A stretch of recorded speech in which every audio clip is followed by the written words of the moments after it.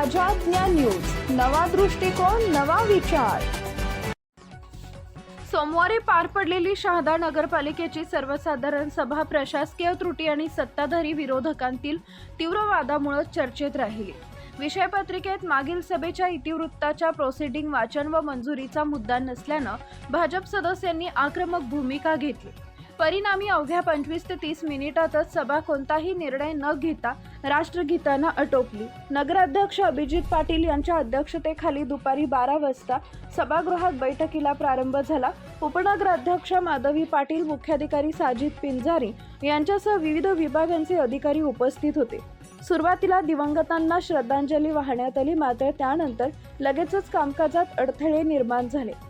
कामकाज सुरू होताच भाजप सदस्यांनी प्रशासनातील त्रुटींवर प्रश्न उपस्थित केले।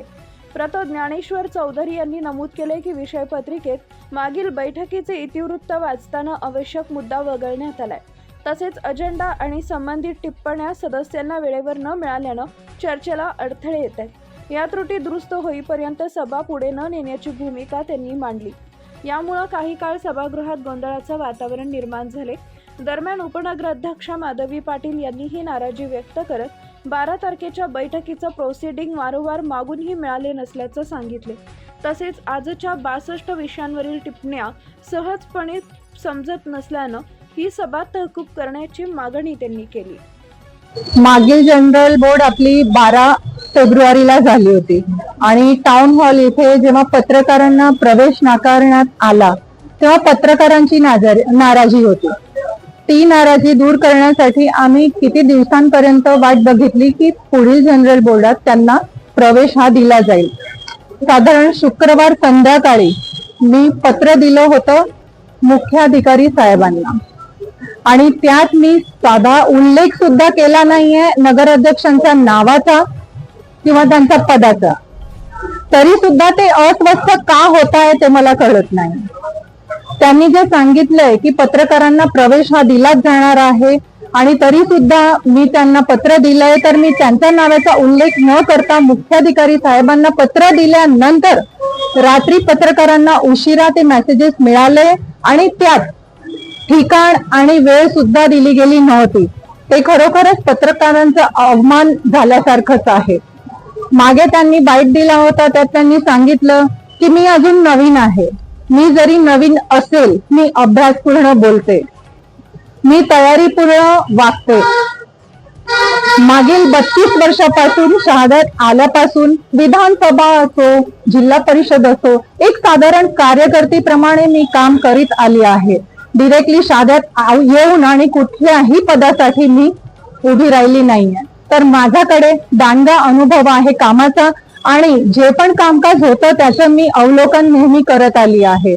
एवढंच नाही तर आपल्या या परिसराचे भाग्यविधाते आदरणीय अण्णासाहेब यांची प्रेरणा माझ्या बरोबर आहे। माझ्या पाठीशी बापूसाहेब यांचा आशीर्वाद आहे।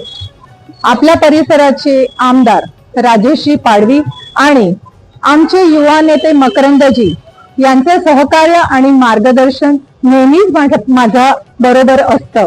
एवढंच नाही, आम्ही जरी नवीन असेल पण माझे भाऊ ज्ञानेश्वर भाऊ यांचा अनुभव नेहमीच माझ्या बरोबर असतो।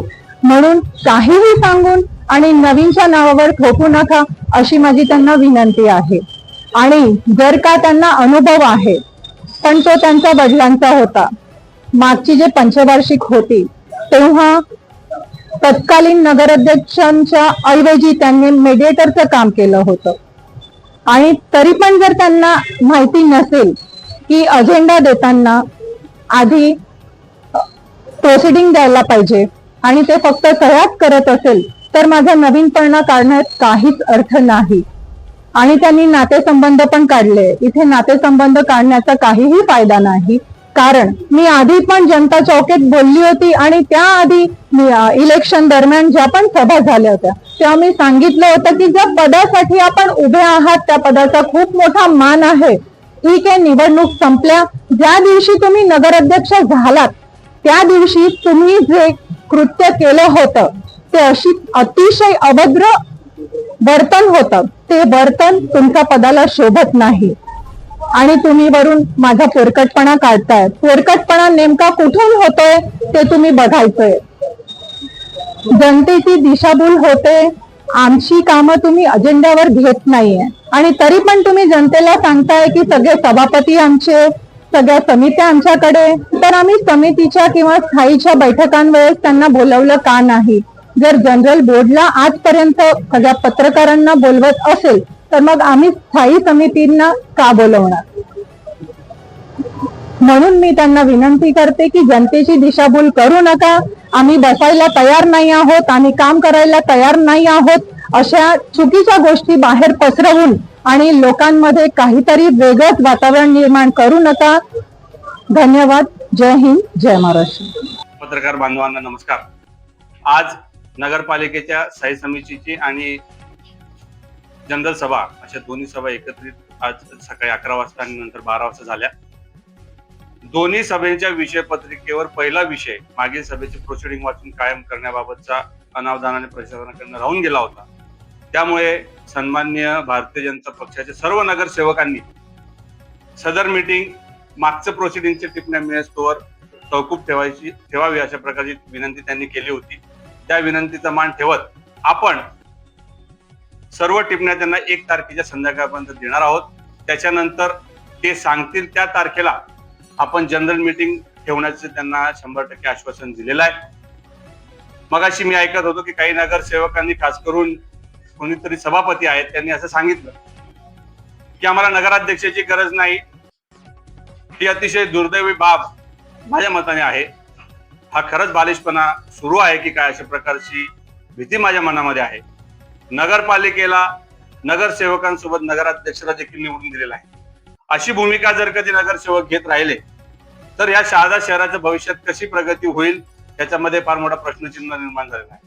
आम्ही 100% सहकार्य करण्याच्या भूमिकेमध्ये आहोत. सर्व विषय आम्ही घेतलेले आहेत. बांधकाम समितीचा एकही विषय आम्ही घेतला नाही असा माझ्यावर आरोप करत होते. मुळात प्रश्न हा आहे की बांधकाम विभागामध्ये जे काम होतात ते पीडब्ल्यूडीच्या माध्यमातून व्हावे की बांधकाम समितीच्या माध्यमातून व्हावे, हा वाद मागच्या मीटिंग मध्ये सुद्धा होता. त्याच्यावर जोपर्यंत मार्ग निघत नाही तोपर्यंत बांधकामाचे विषय आपण घेऊ नये म्हणून आपण तो विषय स्थगित ठेवला. दुर्दैवाने मूळ प्रश्न असा झालेला आहे की जोपर्यंत सत्ताधारी आणि विरोधी हे एकत्र येऊन चर्चा करत नाही, विषयांना मार्ग लावत नाही, तोपर्यंत पुढील भूमिका घेणं फार अवघड आहे. मी सर्व नगरसेवकांना, मग ते भारतीय जनता पक्षाचे असतील किंवा जनता विकास आघाडीचे सर्व आमचे नगरसेवक असतील, मी सगळ्यांना एकच विनंती केलेली आहे की सर्वानुमते आपण विषय मंजूर करूया. आपल्यामध्ये काही दुरावे आहेत, काही कम्युनिकेशन गॅप्स आहेत, ते आपण दूर केले पाहिजेत. याच्यासाठीची माझी तयारी आहे. मी सर्वांना त्यांना जाहीरपणे सुद्धा सांगितलेलं आहे आणि आता सुद्धा पत्रकारांच्या माध्यमातून सांगतो, तुम्ही सांगाल तिथं, सांगाल त्या चौकामध्ये आम्ही तुमच्या जवळ बसून तुम्हाला हवे ते विषय आम्ही घ्यायला तयार आहोत. फक्त विनंती एवढीच आहे की आपण निर्णय घेत असताना सर्व समावेशक निर्णय घेतले पाहिजेत. हा विषय चालणार नाही किंवा हा प्रभाग चालणार नाही, तो प्रभाग चालणार नाही, अशी कृपया भूमिका कोणी घेऊ नये. त्याच्याने अजून दुरावा वाढेल. सर्वच नगरसेवकांची कामं होणं अतिशय गरजेचं आहे. जोपर्यंत विषय अजेंड्यावर येत नाही तोपर्यंत पुढे सरकणार नाहीत आपले सगळे विषय मंत्रालयापर्यंत निधी मागणीसाठीचे. जर कोणाला गैरसमज असेल की परस्पर आमदार साहेब एखादी गोष्ट मंजूर करून काम करून घेतील तर असंही होणार नाही. मी या निमित्ताने सन्माननीय आमदार राजेशदादा पाडवी आपला पुन्हा एकदा वारंवार विनंती यापूर्वी देखील केलेली आहे. आपण देखील या शहादा तळोदा मतदारसंघाचे अतिशय जबाबदार असे लोकप्रतिनिधी आहात. आम्ही तुमचा आदर करतो. आपण जे कामं करतात त्याला आमचं समर्थन आहे. परंतु अशी बालिश बुद्धी जर कधी घर करून जाईल जिथं नगराध्यक्षाची आम्हाला गरज नाही, अशा प्रकारच्या भूमिका जर कोणी घेतल्या तर निश्चितपणाने आपल्या देखील कामावर परिणाम होईल. आपण मध्यस्थी करा. आपण सांगाल तिथं, सांगाल तेव्हा, सांगाल त्या विषयावर मी चर्चा करायला तयार आहे. परंतु चर्चा या रिझनेबल असल्या पाहिजेत, शहर विकासाच्या असल्या पाहिजेत, याची भूमिका आमची आहे. माझी पुन्हा एकदा सर्व नगरसेवकांना, सर्व लोकांना विनंती एकच आहे की शहादा शहराचा विकास करायचा असेल तर सर्वांना एकत्रित यावं लागेल. सर्व विषय आम्ही घ्यायला तयार आहोत. 14 एप्रिलला बाबासाहेब आंबेडकरांची जयंती आहे.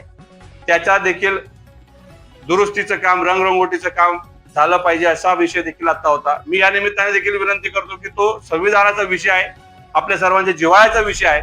तो लवकरात लवकर मार्गी लावण्यासाठी लवकरात लवकर बैठक लावून घेण्यासाठी सर्वजणांनी सहकार्य करावं. सहकार्य करतील ही माझी अपेक्षा आहे. जरी आज दुरावा असेल, मनोमनी असेल, पण शहर विकासासाठी, शहराच्या हितासाठी आपले वैयक्तिक इगो बाजूला ठेवून मी काम करायला तयार आहे. मिसकम्युनिकेशन कदाचित झालं असेल, परंतु बोलायचंच नाही आणि ही व्यक्ती चालणारच नाही अशी भूमिका माझी नाहीये. आम्ही सर्वांशी बोलायला तयार आहोत. जे कोणी शहराच्या चांगल्या हितासाठी काम करायला तयार असेल त्यांच्यासोबत आम्ही काम करू. मी हवं तिथं हवं त्या विषयावर बोलायला तयार आहे, पुन्हा एकदा सांगतो. आणि आपल्याला विनंती करेन पत्रकार बांधवांना की कुठल्याही परिस्थितीमध्ये पत्रकारांना येऊ पारदर्शकता राहावी ही माझी भूमिका आधीपासूनची राहिलेली आहे. मिसकम्युनिकेशनमुळे काही गोष्टी झाल्या असतील त्या आपण मागे सारून पुन्हा नव्याने सुरुवात करावी अशा प्रकारची आग्रही भूमिका माझी आहे. त्याला सर्वजण भविष्यात येणाऱ्या काळात सहमती देतील अशी अपेक्षा करतो. लाईक करा, शेअर करा, सबस्क्राईब करा आणि बेल आयकॉन प्रेस करा.